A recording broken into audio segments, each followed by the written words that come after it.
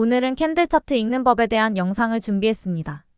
차트를 많이 보신 분들은 익숙하겠지만 주식을 시작한 지 얼마 안 된 분들은 캔들 차트를 읽는 법부터 알아야 합니다. 우선 여러분들이 접하는 캔들 차트가 일본에서 발명된 건 아시나요? 18세기에 일본의 무역상인 혼마 무네이사라는 사람에 의해 발명됐다고 알려졌지만 당시 일본에서 무역 일을 하던 다른 상인들도 이미 시가와 종가, 저가와 고가로 이루어진 캔들 차트를 비슷한 시기에 사용하고 있는 걸로 나와 정확한 최초 차트 발명가는 확정짓기 어렵지만 일본에서 만들어진 캔들 차트가 유럽으로 전파되고 지금도 우리가 유용하게 쓰는 차트가 된 것입니다. 차트에는 최소 단위의 가격 변동을 보여주는 틱 차트부터 분봉과 시간봉 차트, 가장 자주 보는 일봉 차트와 장기적인 추세를 판단하는 주봉과 월봉 차트가 있습니다. 이들은 모두 같은 형식으로 움직이기 때문에 캔들 차트를 읽을 줄 알면 분봉이나 일봉, 주봉까지 흐름을 읽을 수 있습니다.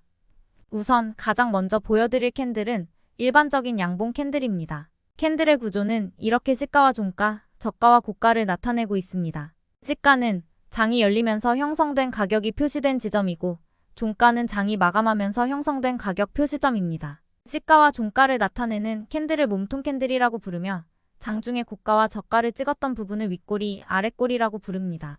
이 캔들을 장중 흐름으로 모두 나타낸다면 이런 흐름으로 펼쳐지게 됩니다. 장 초반엔 조금 떨어졌지만 그 이후부터 꾸준히 반등하여 양봉을 만들었고 마감 시간 직전에 약간 하락한 모습을 보이는 거죠. 다음은 일반적인 음봉 캔들입니다. 음봉 캔들의 구조는 양봉과 다르게 시가가 몸통 캔들의 위에서 형성돼서 시작되고 종가가 몸통의 아래에서 마감하게 됩니다. 양봉과 음봉의 시가, 종가는 서로 반대 위치에서 시작한다고 보면 됩니다.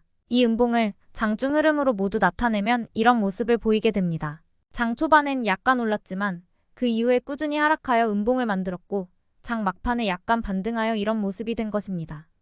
이렇게 몸통 캔들에 위든 아래든 꼬리가 달린 형태의 캔들이 있고 아예 꼬리가 없는 장대 양봉 캔들이나 장대 음봉 캔들도 있습니다. 보시는 장대 양봉은 장 시작할 때 이후에 주가가 한 번도 시가 밑으로 내려가지 않았기 때문에 꼬리 자체가 형성되질 않았으며 장 마감할 때까지 계속 오르기만 한 형태의 캔들입니다. 많은 분들이 이런 장대 양봉만 먹길 바라는 마음일 텐데요.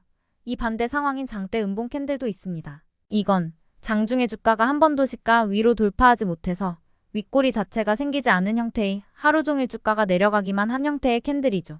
주식을 하다 이런 장대 음봉을 맞으면 가슴이 덜컥할 겁니다. 그리고 장 마감 때의 가격이 시가와 같은 것을 보합이라고 부르며 캔들 모양은 이렇게 십자 형태의 도지 캔들이 나타나게 됩니다. 이건 하루 종일 매수와 매도 세력 간의 힘겨루기에서 결국 무승부를 보고 시가와 종가가 같은 상황이 벌어진 거죠. 이런 도지 캔들도 의외로 시장에서 자주 나타나는데 별다른 이슈가 없고 시장 흐름이 미미하게 흐를 때 종종 나타나곤 합니다. 추세의 전환을 알리는 망치형 캔들도 있습니다. 이는 장중에 주가가 크게 하락하다, 뭔가 반전이 될 만한 상황이나 이슈 등으로 인해 주가가 크게 회복하여 아주 긴 아랫꼬리에 몸통이 짧은 이런 망치형 모양이 나온다고 해서 붙여진 이름입니다. 흔히 하락 추세에서 이런 양봉의 망치형 캔들이 나온다면 저가 매수가 있는 걸로 보고 시장의 추세 전환을 예상하는 사람들이 많아지죠. 반대로 상승 추세에 있다가 이런 영망치형의 윗꼬리가 길게 달린 음봉 캔들이 나온다면 이 부분을 고점으로 보고 강세에서 약세로 전환된다고 예상하는 사람들이 생깁니다. 장중에 크게 올랐지만 상승분을 다 반납할 정도로 매도세가 크게 나왔기 때문에 윗꼬리의 크기에 따라 고점의 징후를 판단하는 거죠. 물론 작전주의 경우엔 속임수로 이런 음봉의 영망치형의 긴 윗꼬리 캔들을 만들어놔 개미들에게 고점이라고 속인 뒤 다음날부터 계속 오르는 그런 세력주도 존재하긴 합니다. 주식이던 선물이던 차트에는 갭상승과 갭하락이란 것이 있습니다. 보통 때의 차트의 움직임은 다음날 시작할 때 시가가 전날 종가에서 시작하거나 그 비슷한 부분에서 가격이 형성돼 전날과 다음날의 차트에 갭이 발생하지 않죠. 그러나 어제 장마감 이후에서 오늘 장 시작하기 전에 뭔가 이슈가 있거나 새벽에 미국 증시의 향방에 따라 한국 주식에는 다음날 갭이 발생하기도 합니다. 새벽에 미국 증시가 많이 오르면 한국 증시에는 장 시작 전 동시호가 때부터 어제 종가보다 훨씬 높은 가격의 주문들이 호가에 몰리면서 이런 갭상승이 발생하기도 합니다. 반대로 장 시작 전에 뭔가 악재가 있거나 새벽에 미국 증시가 많이 하락했다면 한국 증시는 이런 갭하락이 벌어지기도 하는 거죠. 이런 갭이 발생하는 건 거래 시간의 연속성이 없는 한국 증시 같은 상황에서 자주 발생합니다. 갭으로 상한가와 하한가가 나올 수도 있습니다. 갭으로 가격 제한폭까지 오르는 건 장 시작하기 전부터 상한가의 호가의 사자 주문만 대량으로 몰려있고 매도 주문이 이를 잡아먹지 못하여 대량 잔량이 남기 때문에 발생합니다.